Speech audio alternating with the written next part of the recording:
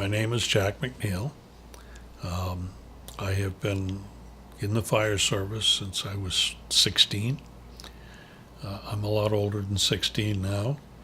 I still hold the rank of lieutenant in the call force in Cohasset, Massachusetts. It was Memorial Day in 1978, and I was out washing my car. My kids were visiting me for the weekend, and I got a call on the fire radio that there was a shooting not too far from home. And I made sure my kids were okay with my parents, and took off and got there before the ambulances arrived. And police said, you can't go down there. I mean, they're still shooting.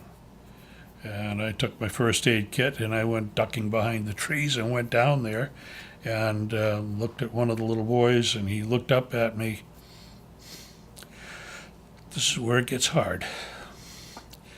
And he said, my daddy shot me. So we got him bandaged a bit. I mean, he had bullet wounds in his, right around here, and through his, the area of the collarbone, another one through the shoulder. But he was alive, and his brother was also shot with 3 shots. And then one of the ambulances arrived, and they said, would you come up to the house? We'll take care of this. We need you up there. And there I found a 3-year-old girl who'd also had 3 gunshots. And then I found the mother and the father. The father was obviously dead. The mother I wasn't sure. I felt a pulse, but I wasn't sure it was mine or hers.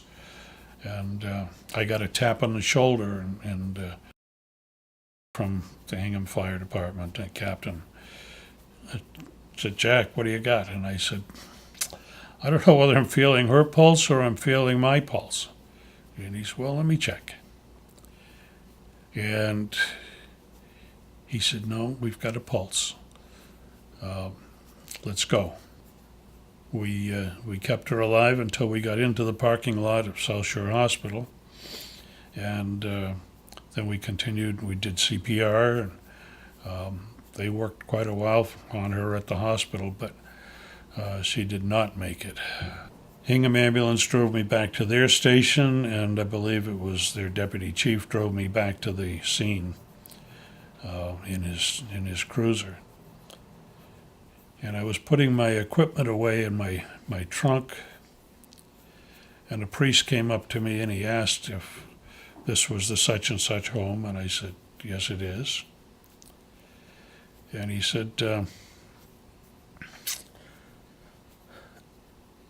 can you tell me the conditions? I said, well, since you're a priest, I guess I can do that.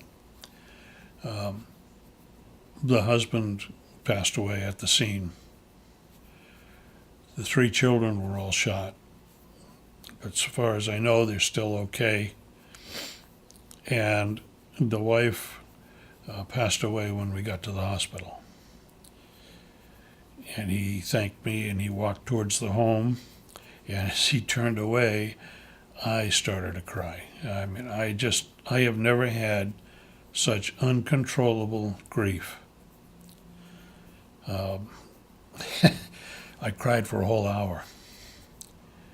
I went home, hugged my kids, and their mother had given them a cap gun each for the weekend.